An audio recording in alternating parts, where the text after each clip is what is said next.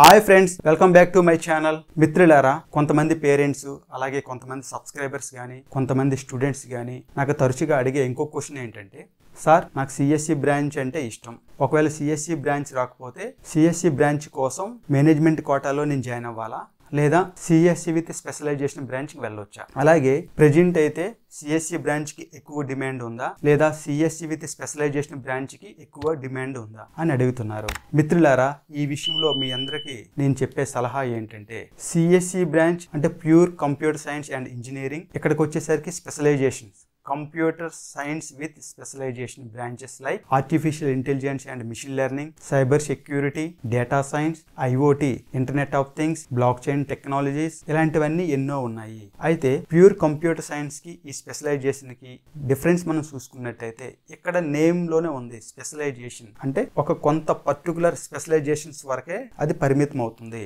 అదే pure computer science తీసుకున్నట్టయితే ఇందులో ఆల్మోస్ట్ అన్ని కవర్ అవుతాయి. ఈ కవర్ అయిన సబ్జెక్ట్ లో ఈ స్పెషలైజేషన్ లో చదువుకున్న సబ్జెక్ట్స్ కూడా కొన్ని ఉంటాయి. ఇక్కడ నేను మీ అందరికి ఇచ్చే సలహా ఏంటంటే, ఒకవేళ మీకు సిఎస్సి బ్రాంచ్ వస్తే సిఎస్సి బ్రాంచ్ కి ప్రియారిటీ ఇవ్వండి. ఒకవేళ సిఎస్సి బ్రాంచ్ రానప్పుడు స్పెషలైజేషన్ బ్రాంచ్ కి వెళ్ళండి. ఈవెన్ స్పెషలైజేషన్ బ్రాంచెస్కి వెళ్ళినా సరే సిఎస్సిలో ఉండే బేసిక్స్ అన్ని నేర్చుకోవాల్సి ఉంటుంది. ఎందుకంటే suppose artificial intelligence, machine learning తీసుకుంటే డైరెక్ట్గా ఆ లెసన్ చెప్పాలంటే మనకు బేసిక్స్ తెలిసి ఉండాలి. కాబట్టి మీరు ఏ స్పెషలైజేషన్ అయినా తీసుకోండి, ఆ కంప్యూటర్ బేసిక్స్ అన్ని నేర్చుకోవాల్సిందే.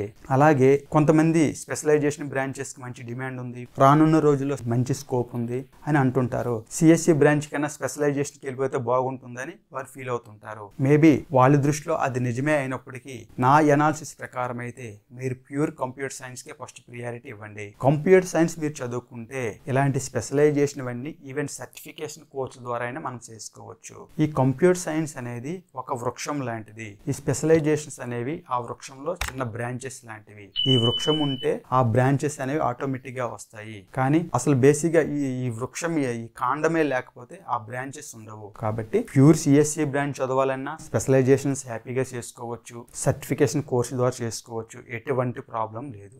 అదే విధంగా కంప్యూటర్ సైన్స్ రాలేదని మీరు బాధపడాల్సిన అవసరమే లేదు. ఒకవేళ మీకు కంప్యూటర్ సైన్స్ ఇంట్రెస్ట్ ఉంటే ఇది రాని పక్షంలో computer science with specialization branches కి మీరు హ్యాపీగా వెళ్ళొచ్చు. అక్కడికి వెళ్ళినా ఈ సిఎస్సి బ్రాంచ్ లో ఉండే బేసిక్ సబ్జెక్ట్స్ అన్ని మీకు నేర్పిస్తారు. ఎందుకంటే కంప్యూటర్ బేసిక్స్ రానిదే మీరు స్పెషలైజేషన్ ఏం చేయలేరు.